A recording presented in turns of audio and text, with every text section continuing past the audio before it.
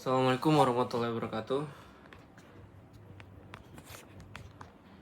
Baik, alhamdulillah. Yeah, this is my content in YouTube channel.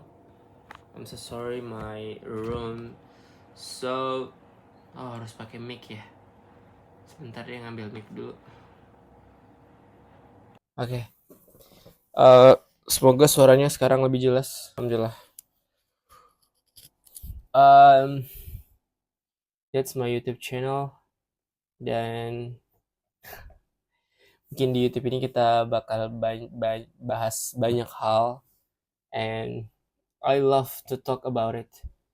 Saya sangat suka dan happy untuk ngomongin hal itu. Salah satu yang ingin dibahas dalam video ini itu tentang thinker and doer. Tentang pemikir dan pekerja. So, if you are a thinker, jika kamu seorang pemikir,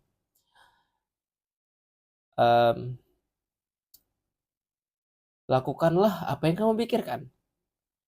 At least dengan reason, alasan yang kamu pikirkan tidak merugikan orang lain, tidak menyusahkan orang lain, dan tidak mengganggu orang lain. Lakukan aja apa yang ingin kamu pikirkan. Kemudian tipe kedua itu adalah tipe pekerja atau doer. Tipe pekerja. Nah, jika Anda seorang pekerja keras gitu. Jangan banyak berpikir gitu kan. Jadi lakukanlah apa yang Anda senang lakukan dan lakukan aja gitu. Untuk tipe pekerja. Cuma memang tipe pekerja itu memang lebih banyak daripada tipe pemikir. Kenapa tipe pekerja jauh lebih banyak daripada tipe pemikir? Karena menjadi seorang pemikir itu melelahkan. Menjadi seorang pemikir itu melelahkan. Jadi banyak orang yang akhirnya menjadi seorang fokusnya seorang pekerja.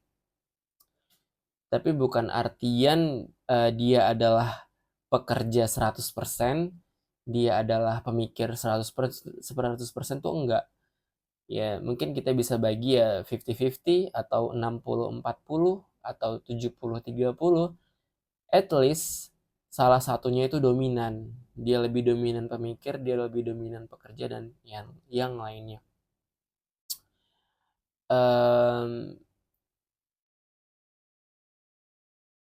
Penasaran bagaimana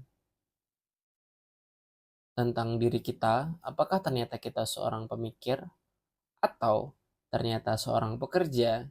Ya, we need to talk about it and we need to know about it.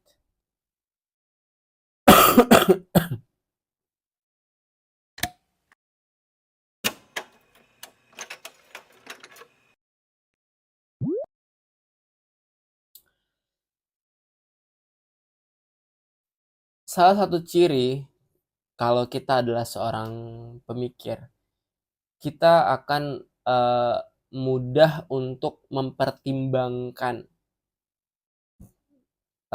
apa yang ada di benak kita, atau akan lebih mudah mempertimbangkan apa yang orang-orang katakan gitu. Jika kita melakukan hal itu, berarti kita adalah seorang pemikir. Jadi kita kadang terlalu memikirkan apa yang akan dikatakan orang lain, apa pendapat orang lain tentang kita gitu kan, dan yang lainnya seperti itu. Berarti itu salah satu tanda bahwa kita adalah seorang pemikir. Yang kedua, pemikir itu adalah seorang planner. Pemikir itu adalah seorang perencana. Seorang perencana. Maka orang-orang yang cocok menjadi seorang pemimpin adalah thinker, adalah seorang pemikir. Kenapa?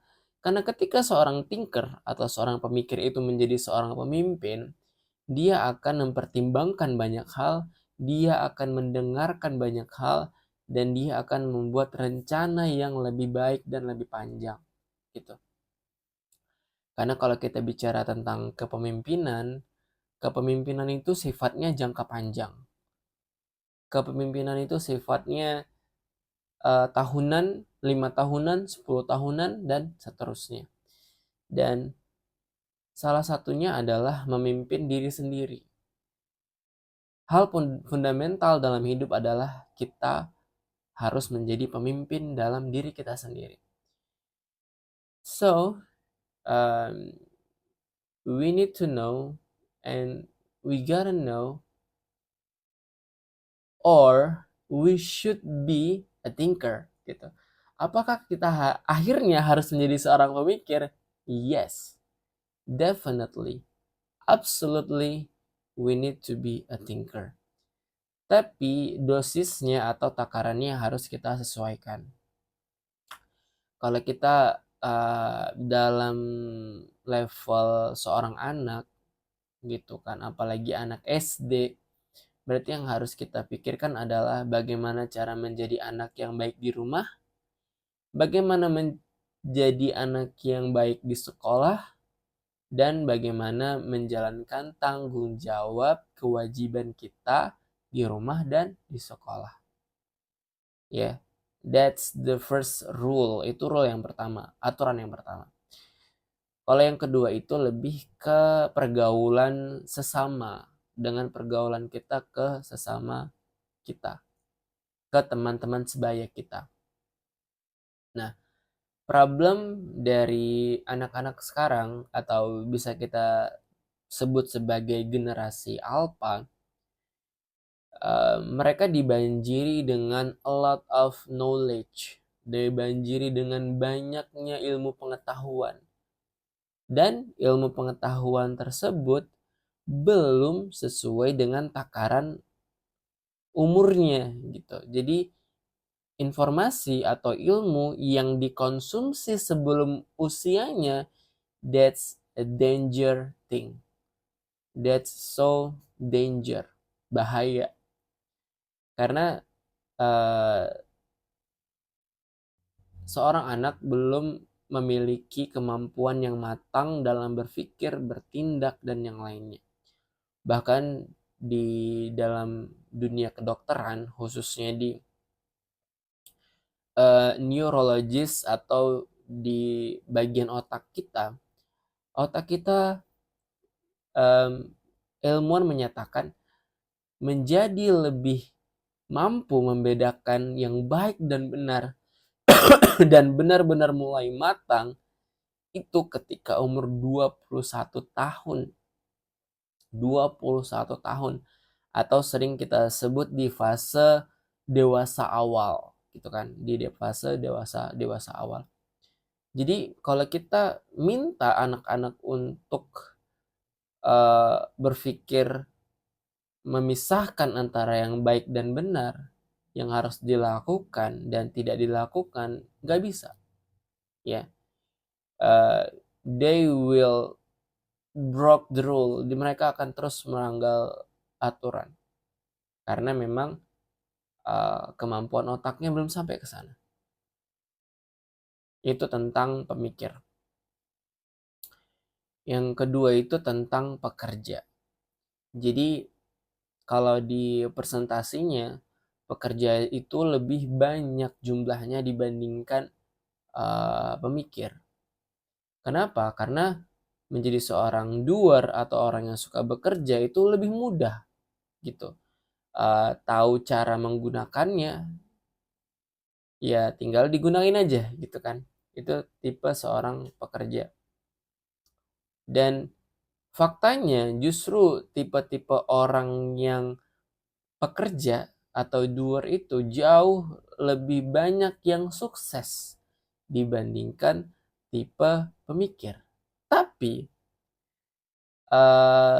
tipe pemikir itu, dia cenderung bisa mempertahankan kesuksesannya dibandingkan tipe pekerja.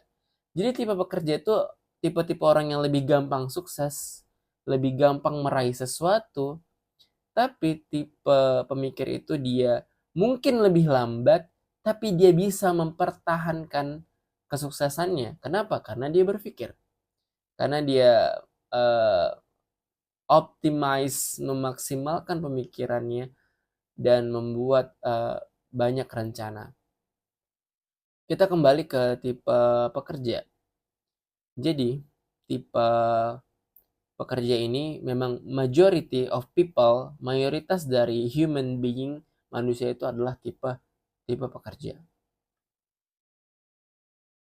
Dan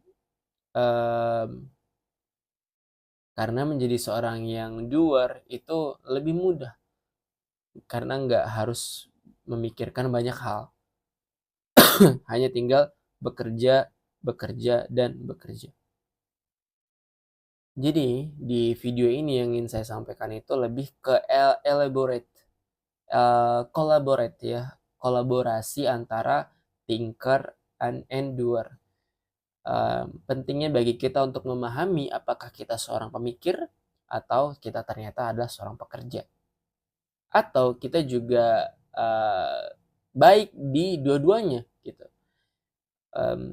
Ini penting dalam karir kita, juga penting dalam kehidupan kita sehari-hari, dan ini juga menjadi hal basic yang menjadikan kita seorang atau human being yang lebih wise ataupun lebih bijaksana dalam menjalankan kehidupan kita. Mungkin itu aja video singkat yang dapat saya sampaikan. Semoga bermanfaat. Assalamualaikum warahmatullahi wabarakatuh.